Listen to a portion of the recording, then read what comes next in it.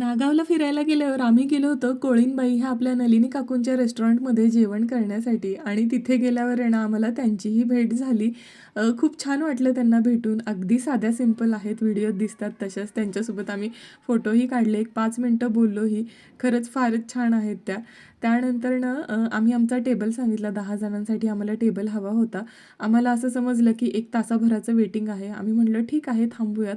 पण नंतर असं लक्षात आलं की 2 तास थांबलो असतं तरी काही आम्हाला टेबल भेटला नसता. म्हणून मग फार वाईट वाटलं, पण आम्ही तिथून निघालो आणि आमच्या कॅम्प साईटवर पुन्हा रिटर्न आलो. पण दुसऱ्या दिवशी आम्ही ठरवलेलं की आज कोळीनबाईला जेवायचं म्हणजे जेवायचंच, म्हणून आम्ही दुसऱ्या दिवशी पुन्हा इथे आलो. तिथे काकूंच्याच शॉपमधून आहे ना त्यांचे काही मसाले वगैरे खरेदी केले. आमचा टेबल तोपर्यंत आम्हाला भेटला. टेबल भेटल्यानंतर ऑर्डर द्यायची वेळ आली.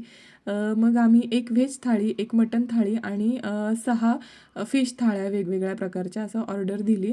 आणि एक स्पेशली गोष्ट मला तुम्हाला अशी सांगायची आहे की आमच्यासोबत 3 लहान मुलं होती, तर त्यांच्यासाठी आम्ही एक वरण भाताचीही प्लेट मागितली.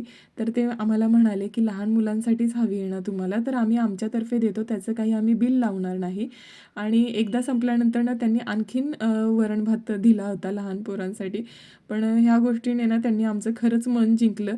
म्हणजे बाकी सगळ्या गोष्टी होऊन जातील, पण मला तरी असं वाटतं ही गोष्ट एका मराठी माणसाच्याच हॉटेलमध्ये घडू शकते. तुम्हाला काय